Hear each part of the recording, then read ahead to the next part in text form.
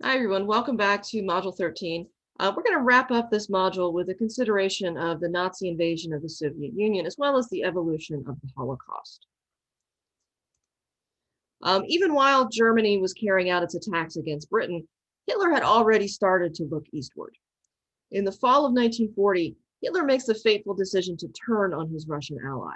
Now, this was partly a concern about territory, even though it was part of the agreement that Germany had made with the Soviets, that Molotov-Ribbentrop Pact. Hitler still sees Russian expansion into Poland and the Baltic region to be a potential security threat to Germany. It also gets in the way of his ideological plan to create this ethnic German homeland. He envisioned having all of these fertile lands of Poland and Eastern Russia and Ukraine as a breadbasket, as Lebensraum, living space for these ethnic Germans. But in order for that to happen, he's going to have to clear out the so-called subhuman Slavic inhabitants, particularly Jews and communists, in order to make way for his German Reich. So his invasion of Russia is going to have both military as well as ideological components. These troops are going to be called on not just to fight a military war, but also an ideological war. Now, Hitler and his advisors are well aware of the historical reasons to avoid a two-front war, and particularly an invasion of Russia. Napoleon failed in the 19th century.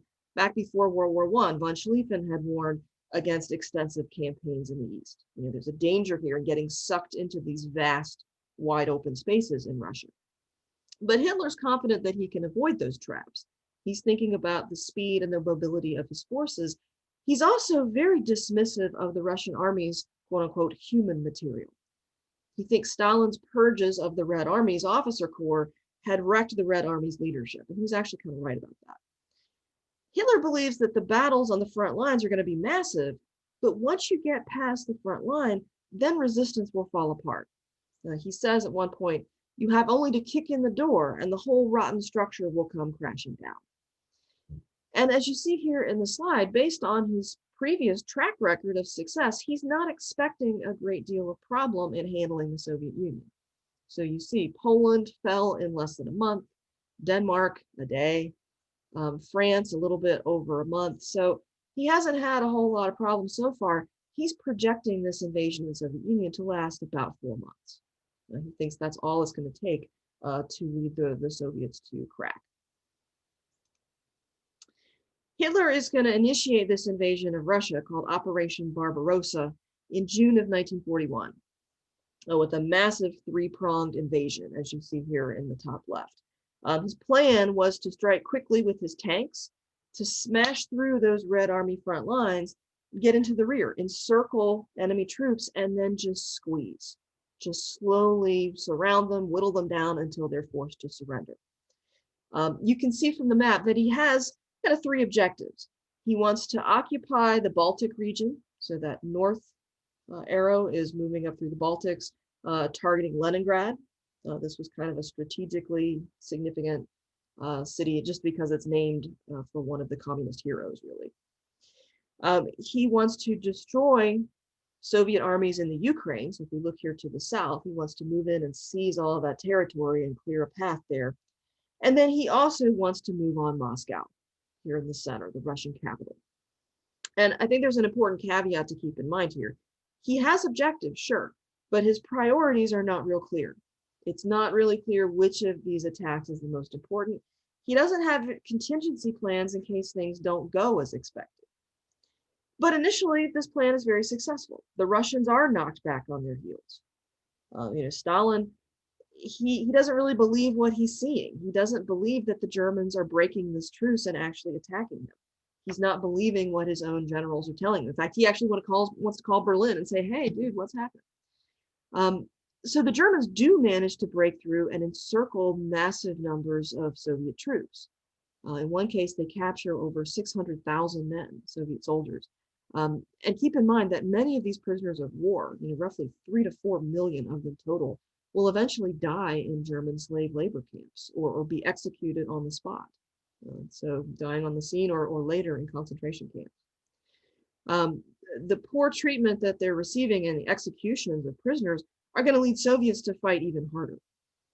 Soviet soldiers, they're certainly afraid of falling into enemy hands, but they're also afraid of being executed by their own officers for retreating.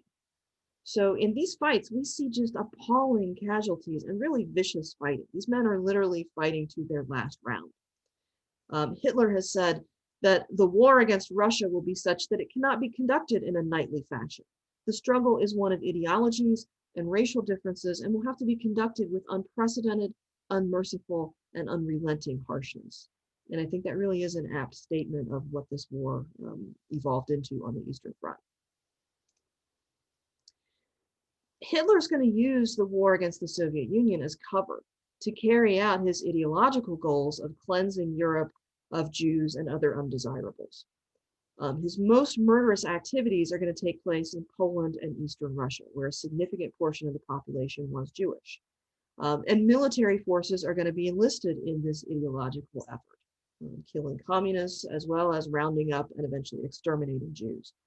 And what I want to do here in the last portion of this module is just going to step back and talk a little bit about the Holocaust. And I realize we're doing this a little bit backward because I'm going to talk a little bit about Hitler's rise to power, whereas here we see him already in full throat.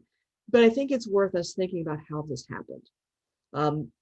We've already seen that Jews were blamed for the Germans' loss in World War I. We've touched on Hitler's racist agenda, which he spelled out in his book Mein Kampf, a book that he wrote while in prison in the 1920s. We've talked about Germany's desire to gain all of this Lebensraum, this living space in Poland and Ukraine. This is a progression that will end with the ovens of Auschwitz. But it didn't happen overnight. There was a kind of incremental process of stigmatizing and dehumanizing Jews and indoctrinating the German population against them. And it was just that, a process. During the Depression era, times were hard, Germany's economy was struggling. The Jews were blamed not just for the war loss, but all of these international economic conspiracies were being blamed on them. This was often tied as well to Bolshevism and communism. These fears are one thing that helped the Nazis rise to power in the early 30s.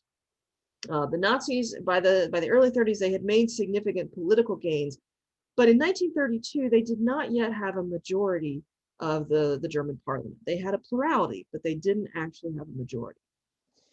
Hitler, by 1932, has been elected German chancellor. He wants to gain a majority of seats in that German parliament so that he can legally cement his power and then proceed to eliminate the opposition and effectively eliminate democracy. And an episode in February of 1933 paves the path for him to do this. There was an arson attack on the German Reichstag building. This was like America's Capitol building. The attack was carried out by a communist, but the Nazis are going to scream that this is not the act of a lone wolf, that this is a communist conspiracy to overthrow the government. Hitler is going to pressure the German president to grant him emergency powers because of this perceived threat. The president was kind of a figurehead, but the chancellor is the one who has the real power. And the president caves in and gives him those emergency powers. These included things like restrictions on the press. So we're going to see a lot of censorship going forward. The suspension of the writ of habeas corpus, so allowing people to be detained and arrested without charge and held indefinitely. Also the suspension of a lot of other civil rights. So eliminating freedom of assembly, eliminating laws regulating privacy of telephone conversations or of the mail. And importantly, these powers also granted the national government the power to arrest and detain political opponents and to confiscate property, all of which the Nazis are going to do. Hitler is going to become very popular with the German people because of his perceived strength in dealing with this purported crisis.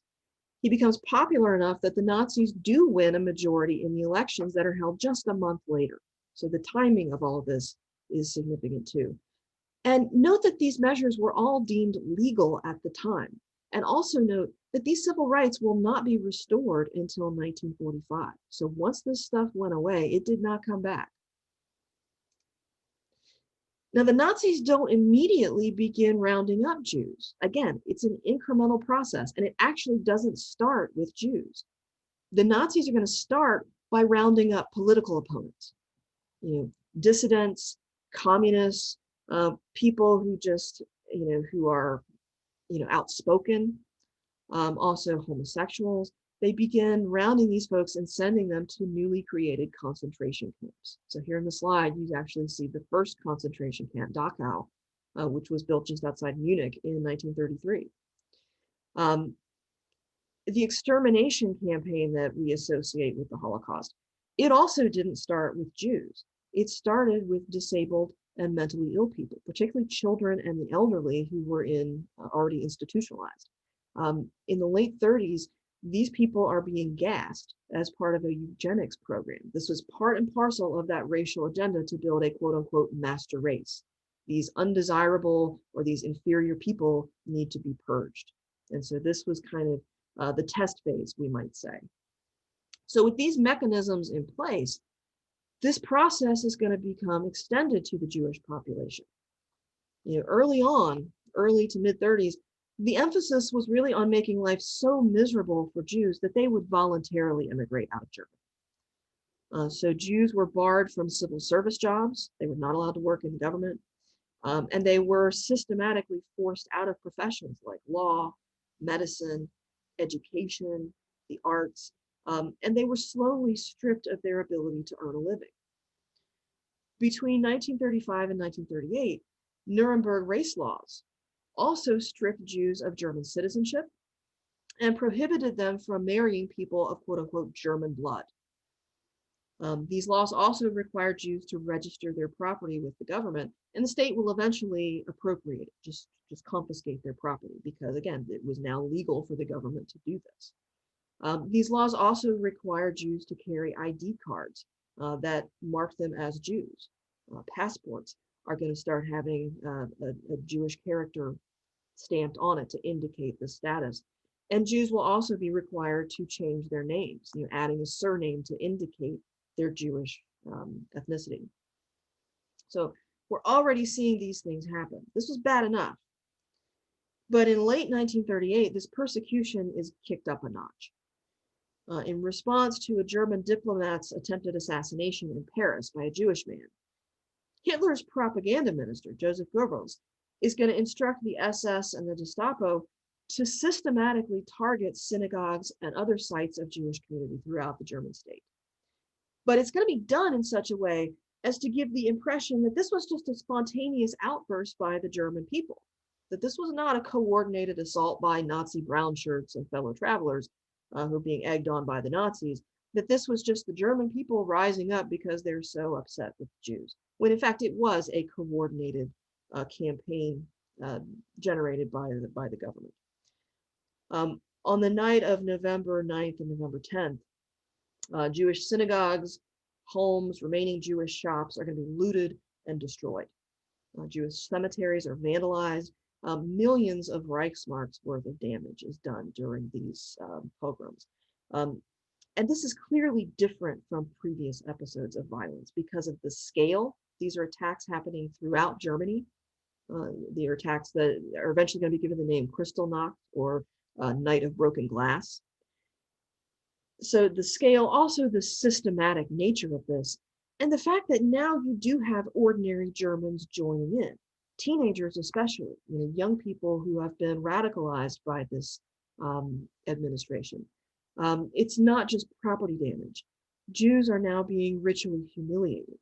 So Jewish men, Orthodox men, are having their beards set on fire or being forced to crawl on their knees and being beaten in public and things like that. Just really horrific stuff. So this is essentially the culmination of this radicalization, not just of the military and of the police, but also increasingly of the German population. And from here, and with the outbreak of hostilities in Poland in 1939, it's only a short step to the final solution. Now, starting in 1939, Jews are now required to wear the yellow star, so outwardly designating their status. Jews in captured regions where the German Wehrmacht is moving in are going to be rounded up and relocated into ghettos and eventually designated for slave labor or extermination. And this was particularly the case in Poland and Eastern Russia, Ukraine. Initially, this started as deportations, so rounding up Jews and relocating them into these kind of Jewish ghettos where they were isolated from the rest of the population. But it's eventually going to be expanded to executions. Initially, murder by firing squad. This was being carried out by army units or by reserve police battalions who were specifically sent to this region to do this. By 1941 and 1942, though, the scale of these executions has become so vast that the Nazis are actually transitioning to industrialized death, bringing to bear industrialized society, railroads, industrializing mass execution by creating whole camps built with the purpose of exterminating the Jewish population of Europe, turning to crematoria and so forth. It's no longer just captured Jewish populations who are being rounded up, but now the remaining German Jews are being deported to death camps like Auschwitz as well. So this was a process that began slowly, but as you see from the chart here, it resulted in the deaths of millions. Certainly Jews in particular, but not exclusively Jews.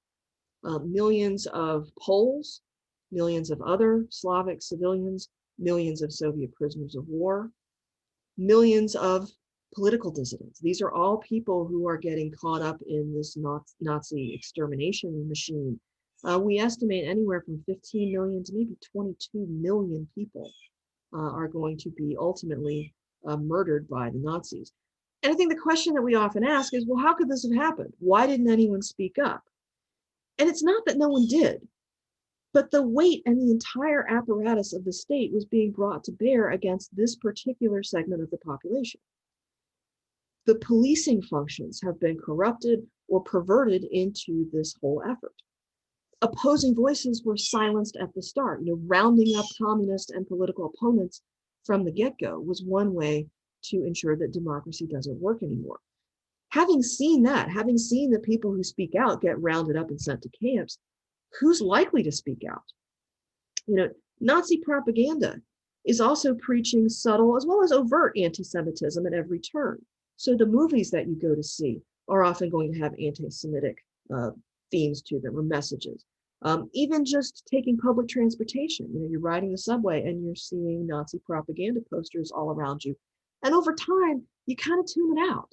And you don't realize just how much of that you're absorbing on a daily basis.